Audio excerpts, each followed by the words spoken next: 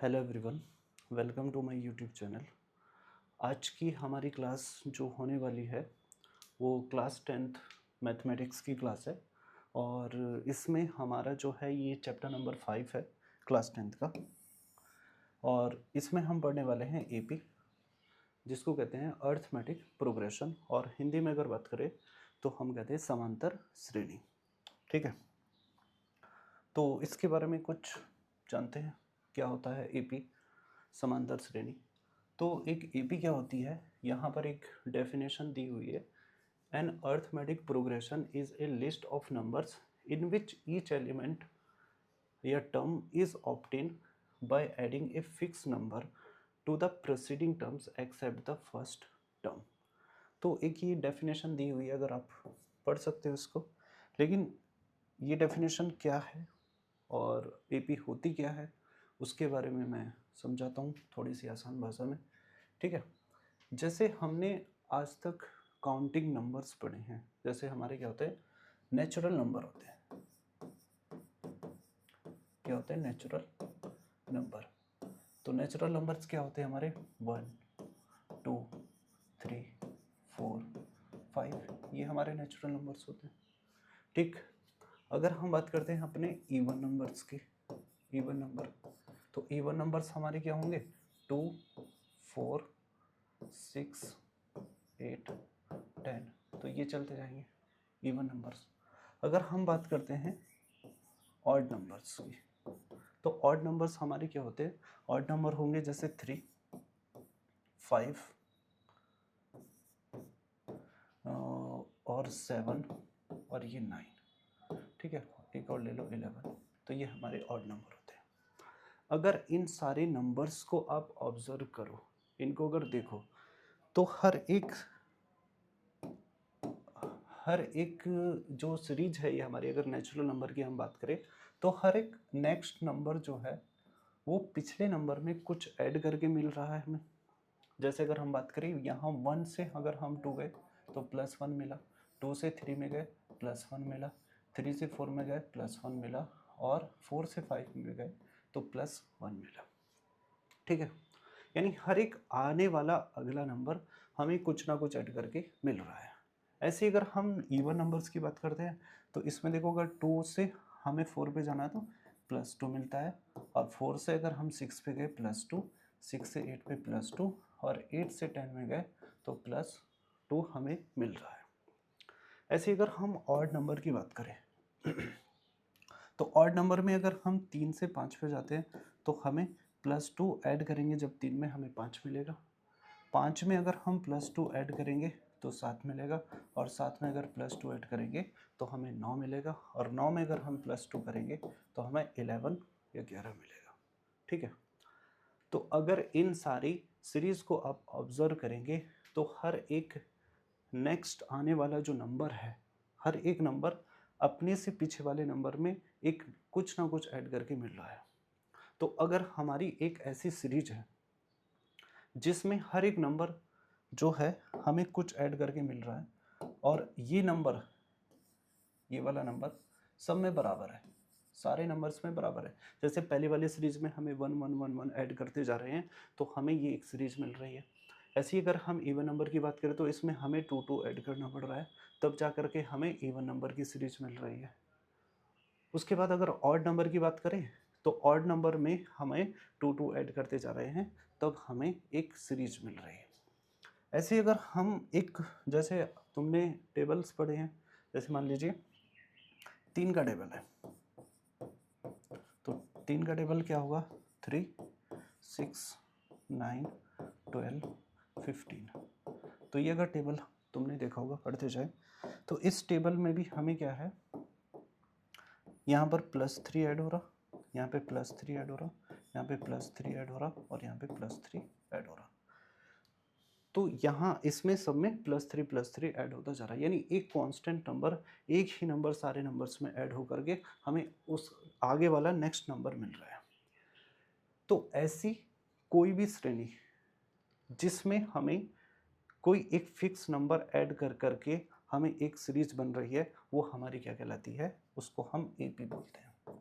तो ये जितनी भी सारी श्रेणियां हैं ये, वो सब क्या है, हमारी एपी है, यानी अर्थमेटिक प्रोग्रेशन है। हिंदी में बात करें तो समांतर श्रेणियाँ हैं। अब इसमें ही एक चीज़ आती है, एक टर्म्स आती है कॉमन डिफरेंस। क्या बोलते हैं, ये कॉमन डिफरेंस, यहाँ पे लिखा होगा कॉमन डिफरेंस। इस कॉमन डिफरेंस को हिंदी में बोलते हैं सार्वंतर। ठीक, हिंदी में क्या बोलेंगे, सार्वंतर। ये कॉमन डिफरेंस होता है। अभी कॉमन डिफरेंस क्या होता है, जो ये नंबर हमें मिला कांस्टेंट नंबर, जैसे इसमें 1 मिला, 1 मिला, ये 1, तो ये इस 1 को हम बोलते हैं कॉमन डिफरेंस। ऐसे यहाँ पर हमें 2 मिला इस वाले श्रेणी में, तो ये 2 क्या है, हमारा कॉमन डिफरेंस है। और जो इस कॉमन डिफरेंस है, इस कॉमन डिफरेंस को हम रिप्रेजेंट करते हैं डी से। तो अगर पहली श्रेणी की बात करते हैं हम, तो इसमें हमारा डी कितना होगा, 1। दूसरी श्रेणी की अगर बात करें हम, तो इसमें हमारा होगा डी 2।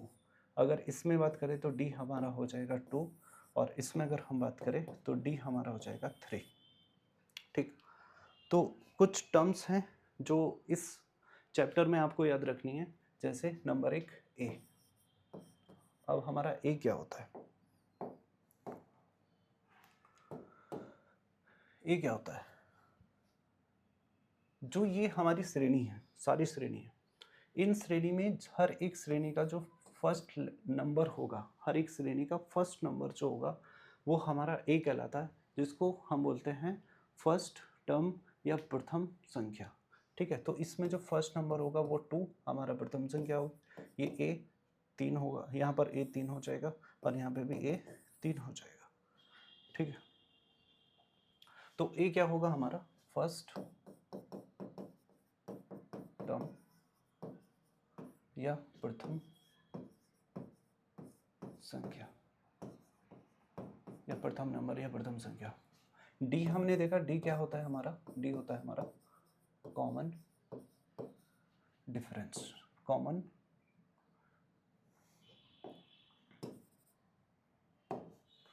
ये होगा कॉमन डिफरेंस। ठीक है, और हिंदी में बोलते हैं इसको सार्वंतर। ठीक, उसके बाद आता है एन। एन क्या होता है, एन होता है नंबर ऑफ टर्म्स, यानी हिंदी में बोलते हैं पदों की संख्या, यानी किसी भी श्रेणी में कितने नंबर ऑफ टर्म्स हैं उनको बोलेंगे हम एन। ठीक है, अब इसमें एक फॉर्मूला आता है। फॉर्मूला क्या है, अगर हमें किसी भी श्रेणी का जैसे हमने ये क्या बनाया, ये श्रेणी बनाई। अब इस श्रेणी में बहुत सारे टर्म्स होंगी, आगे तक जा रही होंगी। अगर मैंने कहा कि इस वाले श्रेणी का हमें 20th पद यानी 20 वाला टर्म्स बताना है कि 20th टर्म्स क्या होगा, तो हम ऐसे तो नहीं करेंगे इसमें 1 1 1 ऐड करते जाएंगे। अगर मैंने पूछा इसमें बताओ, इसमें इसका 20th टर्म क्या होगा इसमें, तो हम ऐसे थोड़ी ना +3 +3 +3 ऐड करते जाएंगे, नहीं। तो उसके लिए एक फॉर्मूला बना। फॉर्मूला क्या बना, अगर हमें किसी भी श्रेणी का n टर्म निकालना है, nth टर्म या n वा पद, तो उसको बोलते हैं हम an। तो an बराबर a plus n-1 into D. तो ये फॉर्मूला याद रखना, यानी किसी भी श्रेणी का अगर हमें an टर्म्स निकालना तो a plus n-1 into D. अब यहाँ पर हम कोई सा भी टर्म निकाल सकते हैं, जैसे अगर हमें 20th टर्म निकालना कि किसी भी श्रेणी का 20th टर्म्स क्या होगा, तो यहाँ पर n की वैल्यू 20 रख देंगे, a20 बराबर a प्लस 20-1 इंटू टी। ठीक है, तो ऐसे करके हम कोई सा भी टर्म्स हम उस श्रेणी का निकाल सकते हैं। ठीक है, तो इस पे हम, ये हमारी एक्सरसाइज 5.1 है, एक्सरसाइज 5.1, और 5.1 का ये पहला क्वेश्चन है। इस एक्सरसाइज में कहता है कि in which of the following situation does the list of the numbers involves makes an arithmetic progressions. इन सारे क्वेश्चन में, फर्स्ट वाले क्वेश्चन में हमें ये बताना है कि एक सिचुएशन जो हमें दी हुई है, क्या ये एक अर्थमेटिक प्रोग्रेशंस बनाता है या नहीं बनाता है। ठीक है, तो हमें क्या करना है, हमें देखना है उसका कॉमन डिफरेंस यानी सार्वंतर क्या आएगा। अगर सार्वंतर यानी जो कॉमन डिफरेंस है, यहाँ पर देखो ये, अगर ये कॉमन डिफरेंस हमें सब में सेम मिला तो हम कह देंगे वो एक एपी होगा। अगर ये हमारा कॉमन डिफरेंस सेम नहीं होगा तो हम कह देंगे वो एपी नहीं होगा। तो इस वाले पहले क्वेश्चन में देखो, पहला क्वेश्चन कह रहा है it the taxi fare after each kilometre when the fair is 15 for the first kilometre and 8 for the each additional kilometre. Hindi में देख लो, प्रत्येक किलोमीटर के लिए के बाद का टैक्सी का किराया, जबकि प्रथम किलोमीटर के लिए किराया 15 है और प्रत्येक अतिरिक्त किलोमीटर के लिए किराया 8 है। तो ये क्वेश्चन क्या कर रहा है, यहाँ देखो क्वेश्चन कहने की कोशिश क्या कर रहा है। क्वेश्चन ये कह रहा है कि एक टैक्सी चालक है, टैक्सी ड्राइवर है, वो कह रहा है अगर आप 1 किलोमीटर जाओगे, कितना 1 किलोमीटर, तो उसके आपको 15 रुपीज़ देने पड़ेंगे। ठीक है, अगर आप 1 किलोमीटर जाओगे तो उसके आपको 15 रुपीज़ देने पड़ेंगे। उसके बाद अगर एक्स्ट्रा अदर किलोमीटर, एक और किलोमीटर जाओगे तो तुम्हें 15 तो देने पड़ेंगे, 15 तो देने पड़ेंगे, उसमें ऐड करके 8 रुपीज़ एक्स्ट्रा देने पड़ेंगे हर एक किलोमीटर के लिए। तो अगर आप 1 किलोमीटर के 15 रुपये देने पड़ेंगे, अगर आप एक और नेक्स्ट किलोमीटर के तो 15 तो आपको देने पड़ेंगे, 15 में 8 और ऐड करना पड़ेगा। ठीक है, तो ये कितना हो जाएगा 23। अगर आप एक और नेक्स्ट 1 किलोमीटर जाओगे तो आपको 23 तो देने पड़ेंगे और साथ ही में 8 रुपीज़ और देना पड़ेगा, तो ये कितना हो जाएगा हमारा 31। ठीक, अगर आप एक और एक्स्ट्रा 1 किलोमीटर जाओगे, 1 किलोमीटर, तो आपको 31 प्लस 8 यानी 39 रुपीज़ देना पड़ेगा। ठीक है, तो अब हमें ये चेक करना है कि क्या ये एक एपी बनाता है या नहीं बनाता है। ठीक, तो इसको लिखना कैसे है एग्ज़ाम में, ये तो मैंने तुम्हें ओरली समझा दिया। तो ऐसे लिखना, फर्स्ट किलोमीटर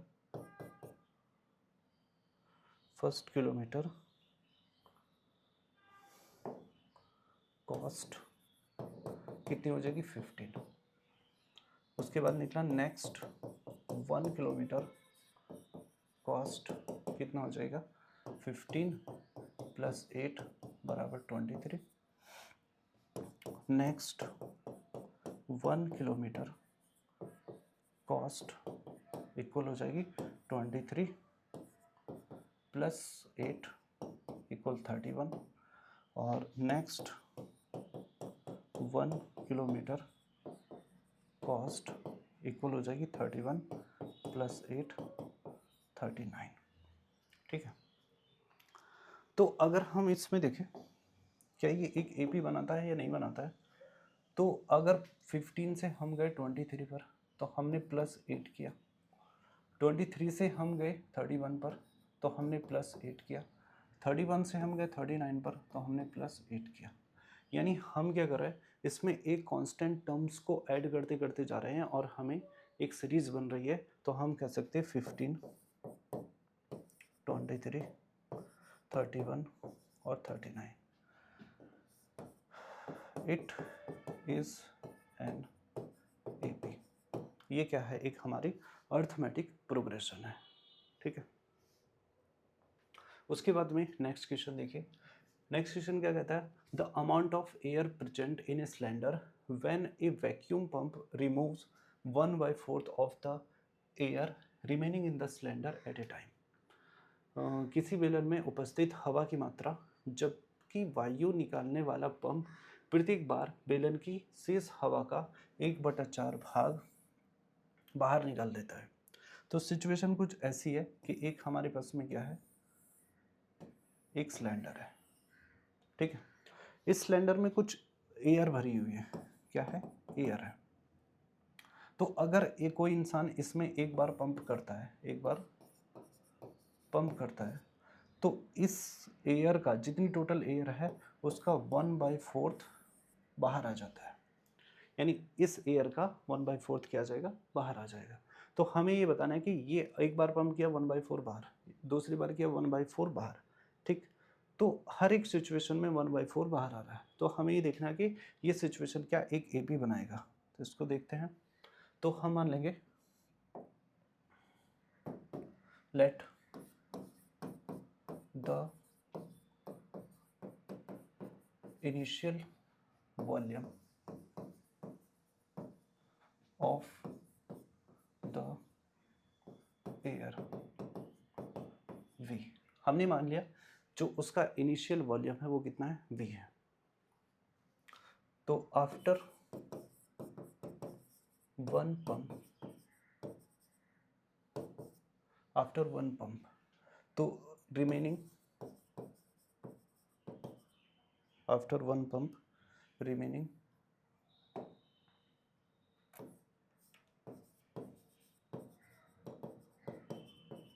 वॉल्यूम।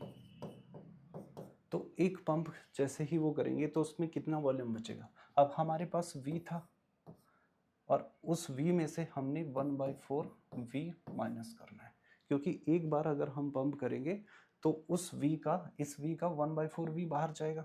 ठीक है, तो ये कितना बचेगा, इसका एलसीएम ले लेंगे हम, कितना आ जाएगा 4।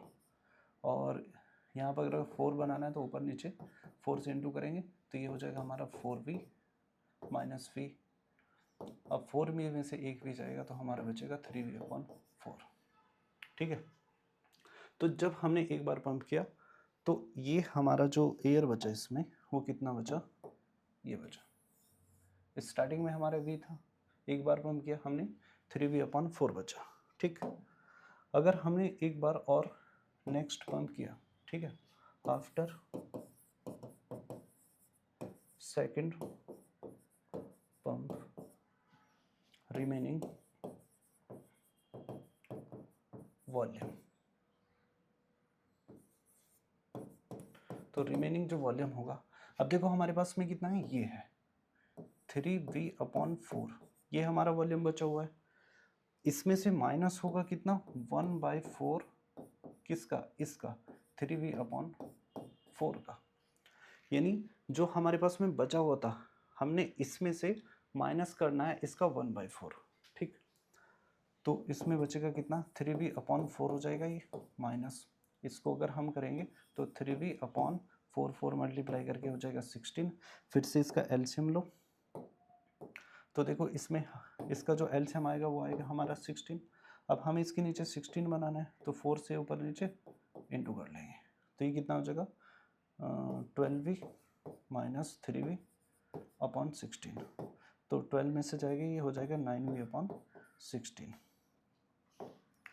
तो ये 9V/16 कब आया, एक बार के बाद पंप करने पर। ठीक, तो अगर हम इनको देखें, एक बार और निकाल सकते हो। ठीक है, अगर नेक्स्ट टर्म और निकालना थर्ड टर्म में, तो इसका क्या करेंगे, 9V/16 में से माइनस करेंगे इनका 1/4। ठीक है, तो देखिएगा, तो पहले हमारा इनिशियल वॉल्यूम कितना था, V, उसके बाद में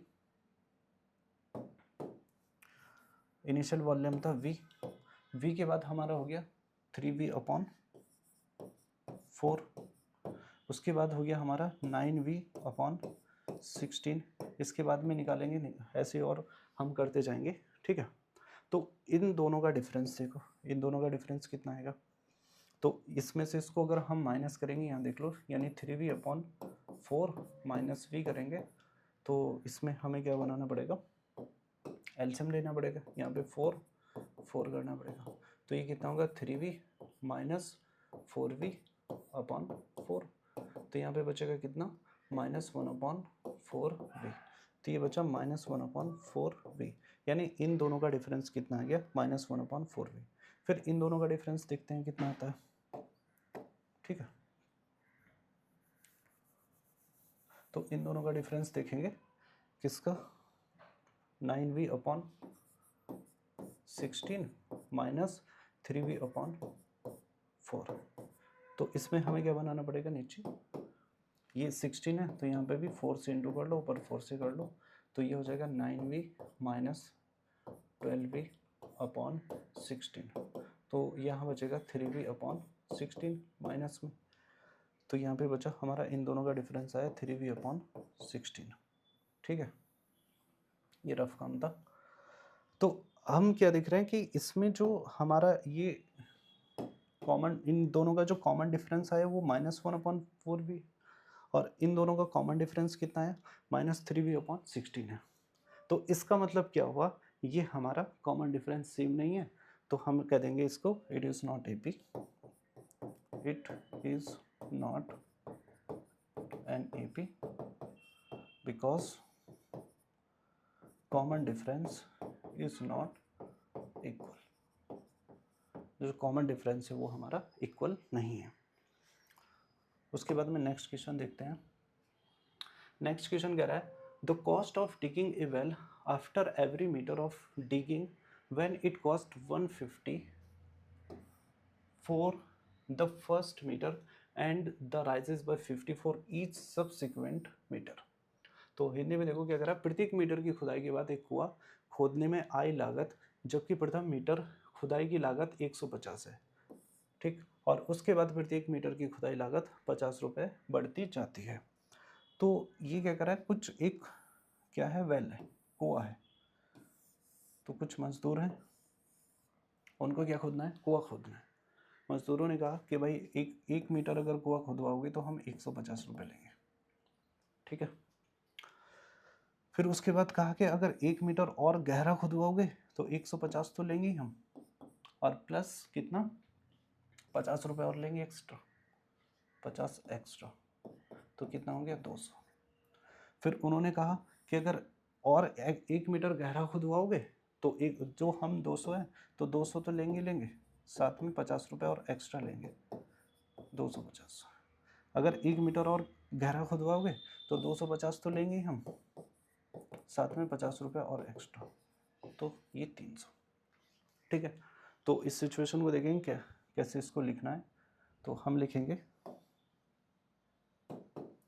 द कॉस्ट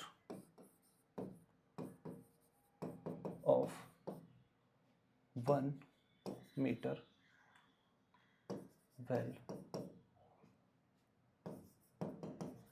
डिगिंग।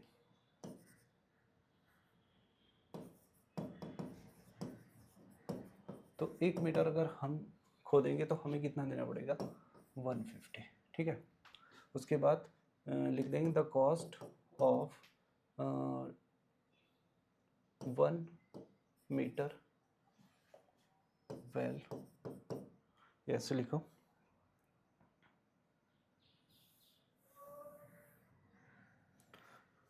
ऐसे लिखो। Next 1 metre cost of digging. अगर हिंदी में लिखोगे तो हिंदी में लिख देना कि 1 मीटर की कॉस्ट 150 रुपये होगी, अगले 1 मीटर की कॉस्ट 150 प्लस 50 हो जाएगी, तो वो कितनी हो जाएगी, 200। उसके बाद में next 1 metre cost of digging, तो ये हो जाएगी 200, तो हमें देना पड़ेगा ही, और इसमें 50 और ऐड कर देंगे, तो ये हो जाएगा हमारा 250। एक बार और लिख लो, next 1 metre cost of digging,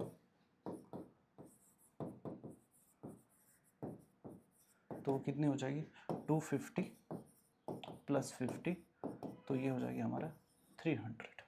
तो ये हमारी कॉस्ट हो जाएगी। अगर हम इसको एक श्रेणी बना दो तो पहले हमारा था 150, फिर 200, उसके बाद में 250 और उसके बाद में 300, तो ये हमारे ऐसे चलता जाएगा। तो अगर हम इसमें देखें, ये हमारा जो डिफरेंस आएगा इन दोनों का वो 50 आएगा, इन दोनों का डिफरेंस कितना आएगा, 50 आएगा, इन दोनों का डिफरेंस कितना आएगा, 50 आएगा। तो हम कह सकते हैं, क्या कह सकते हैं, द कॉमन डिफरेंस, या शॉर्ट में लिख दो CD, the CD is equal, so it is an AP। तो ये एक AP होगा। हिंदी में लिखेंगे तो जो सारवांतर है वो बराबर है, क्या है, सार्वंतर बराबर है अतः यह एपी होगा। ठीक है, उसके बाद में एक ये नेक्स्ट क्वेश्चन देखो, ये हमारा जो है किसका है, इंटरेस्ट का क्वेश्चन है। ठीक है, तो इसको समझने से पहले कुछ इंटरेस्ट के बारे में समझना पड़ेगा। तो हमारे पास में दो टाइप्स के इंटरेस्ट होते हैं, यानी जो ब्याज होता है, एक तो होता है हमारे पास सिंपल इंटरेस्ट, छोटी क्लासेस में आपने पढ़ा होगा सिंपल इंटरेस्ट, और एक होता है हमारे पास में कंपाउंड इंटरेस्ट। ठीक है, सिंपल इंटरेस्ट को बोलते हैं साधारण ब्याज, और इसको बोलते हैं हम चक्रवृद्धि ब्याज। कंपाउंड को बोलेंगे चक्रवृद्धि ब्याज। ठीक है, अब देखो इन दोनों में क्या डिफरेंस है, सिंपल इंटरेस्ट में, कंपाउंड इंटरेस्ट में। सिंपल इंटरेस्ट जो है वो सिर्फ हमारी अमाउंट पे लगता है। जो हमने मान लीजिए जैसे 1000 रुपये आपने अपने खाते में डिपॉजिट किए, यानी 1000 रुपये अपने खाते में तुमने डिपॉजिट किए, और आपको जो रेट ऑफ इंटरेस्ट है वो 10% है, यानी बैंक जो है आपको 10% का इंटरेस्ट दे रहा है। तो अगर 10% का इंटरेस्ट दे रहा है, 1000 तुमने डाले, तो अगर पहले साल की अगर बात करें तो इसका जो 10% होगा 1000 का, वो आएगा कितना, 100। तो पहले साल में, एक साल में आपको मिलेगा 100 रुपये का इंटरेस्ट, तो आपकी अमाउंट हो जाएगी 1100। अब जो ये इंटरेस्ट है वो सिर्फ 1000 रुपये मिलेगा, जो अमाउंट आपने स्टार्टिंग में डिपॉजिट की थी सिंपल इंटरेस्ट में, वो स्टार्टिंग वाली अमाउंट पे मिलता है। ठीक है, तो यहाँ पर दूसरा साल में भी 100 ही मिलेगा, एक और नेक्स्ट ईयर में, तो ये 1200 हो जाएगा। एक और साल में आपको मिलना है तो फिर भी 100 मिलेगा, तो फिर ये 1300 हो जाएगा। तो अगर तुमने साधारण ब्याज पे या सिंपल इंटरेस्ट पे 1000 रुपये डिपॉजिट किए, तो हर साल में तुम्हें 100 मिलता जाएगा। पर जो हमारा कंपाउंड इंटरेस्ट होता है उसमें थोड़ा सा अलग हिसाब होता है। उसमें क्या है, जैसे तुमने 1000 रुपये डिपॉजिट किए, तो 1000 डिपॉजिट करने पर तो पहले साल में आपको 1000 का 10%, जैसे हमने निकाला यहाँ पर 100 आया, तो 1000 का 10% निकालेंगे तो 100 आएगा, तो आपकी अमाउंट कितनी हो जाएगी, 1100 हो जाएगी। ठीक है, अब जो नेक्स्ट ईयर में मिलेगा, एक आने वाले नेक्स्ट ईयर में जो मिलेगा इंटरेस्ट, वो इस 1100 पे मिलेगा, ना कि 1000 पे। लेकिन इसमें क्या था, वो 1000 पे ही इंटरेस्ट दे रहा था तुम्हें, 100 रुपये 100 रुपये 100 रुपये। तो अगर इसमें देखेंगे तो 1100 पे इंटरेस्ट कितना आएगा, 10% के हिसाब से, तो ये हो जाएगा हमारा 110। तो यहाँ पे दूसरे साल में हमें 110 मिलेगा, तो ये अमाउंट कितनी हो जाएगी, 1210। ऐसे ही अगर एक साल में और निकालोगे तो 1210 पे मिलेगा हमें 10% का, तो ये हो जाएगा 121। यहाँ पे 121 अगर हम ऐड करेंगे तो आपका हो जाएगा 1331। ठीक, अब देखो इसमें अगर हम सिंपल इंटरेस्ट में देखेंगे 1000, फिर 1100, फिर 1200, यहाँ पे 1300।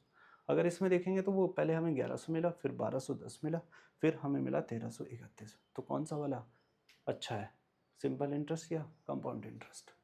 ठीक है, तो ये मैंने समझाया कि सिंपल और कंपाउंड इंटरेस्ट क्या होते हैं। तो इस सवाल को देखो, ये कह रहा, इसने कहा था amount of money in the account every year. जो हमारी अमाउंट ऑफ मनी है वो कितनी है, 10,000 रुपये डिपॉजिट किया, रेट ऑफ इंटरेस्ट कितना है, 8% का।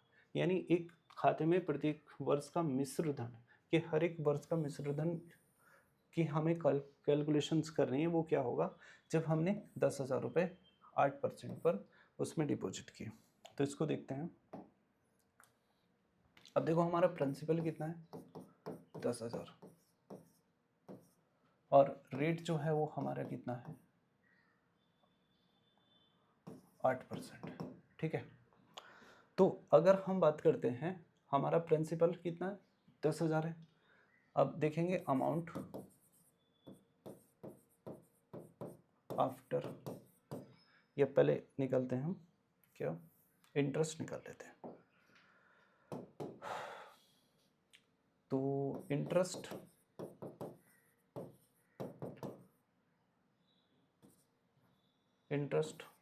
ऑफ 1 ईयर, तो जो 1 साल का इंटरेस्ट होगा वो कितना होगा, 10,000 इंटू 8/100। ठीक है। अब ये कैसे आता है, ये ऐसे आता है जैसे तुमने पढ़ा होगा 10,000 का अगर हमें निकालना है 10%, 10% ऑफ 10,000, इस तरीके से निकालते हैं। तो जब हम क्या करते थे, ये परसेंट हटाते थे तो नीचे अपॉन पे 100 आता था और ऑफ हटाने पर इनटू आ जाता था। तो ये उस तरीके से आता है। ठीक है। तो इसमें ये 20 से यहाँ पे 20 कैंसिल हो जाएंगे, तो यहाँ पर हमारा इंटरेस्ट आ गया 800। तो अगर 800 इंटरेस्ट आया तो हमारी अमाउंट कितनी हो जाएगी, amount after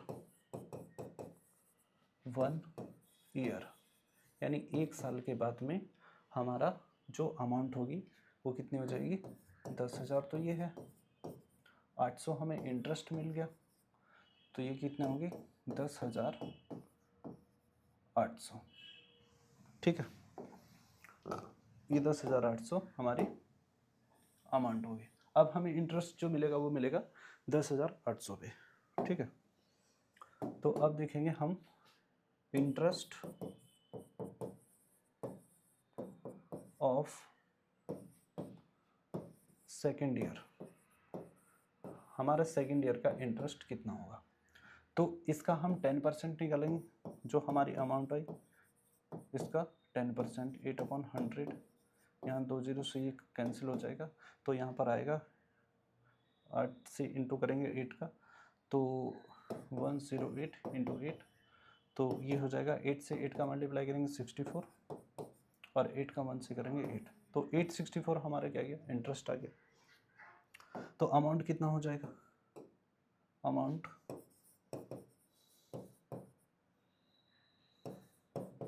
after second year. तो सेकेंड ईयर के बाद में हमारी जो अमाउंट होगी वो कितनी, ये थी हमारी अमाउंट कितनी, 10,800 प्लस 864 इसमें ऐड कर देंगे, तो ये आएगा हमारा 4606, और 8 हो जाएगा 16, और ये 1, तो ये आ गया हमारे 11,664, 11,664। अब इसमें देखेंगे जो हमारा हमने जो डिपॉजिट किया था वो कितना था हमारा, 10,000 डिपॉजिट किया था। 1 साल के बाद हमारी जो अमाउंट होगी वो कितनी होगी, 1 साल के बाद अमाउंट होगी हमारी 10,800। फिर उसके 1 साल बाद कितनी होगी हमारी अमाउंट, ये 11,664। ठीक है, 11,664। अगर मैं पूछता हूँ कि इसका जो यहाँ से लेकर यहाँ तक डिफरेंस कितना है, 800 का है, और यहाँ से यहाँ तक लेकर के अगर डिफरेंस देखें तो कितना आएगा, ये आएगा 864। तो जब तुम इसमें से इसको माइनस करोगे 11,664 में से 10,800 को, तो ये तुम्हें मिलेगा 66, ये मिलेगा 864। ठीक है। तो इसमें देखो जो कॉमन डिफरेंस है वो यहाँ पर बराबर नहीं है, तो क्या ये एक एपी बनाएगा, क्या ये एक अर्थमेटिक प्रोग्रेशन बनाएगा, क्या एक समांतर श्रेणी बनाएगा या नहीं बनाएगा, तो ये एक एपी नहीं बनाएगा। तो हम लिख देंगे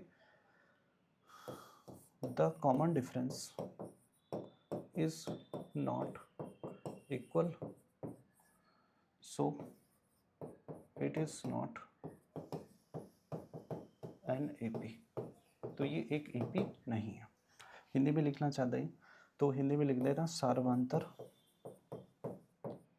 बराबर नहीं है, बराबर नहीं है, अतः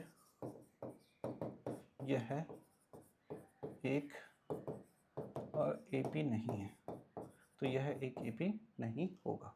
ठीक है, तो ये पहले क्वेश्चन के हमारे सारे सवाल क्वेश्चन थे। पहले के कुछ पार्ट्स थे, कितने पार्ट्स थे पहले के अगर हम देखें तो पहले के ये लगभग 4 पार्ट थे पहले क्वेश्चन के, जो हमने कंप्लीट की, डिस्कस की। अगर कोई डाउट है तो आप कमेंट करके बता दीजिएगा। उसके बाद हम नेक्स्ट वीडियो में देखेंगे इसकी आने वाली question. Okay, thank you for watching.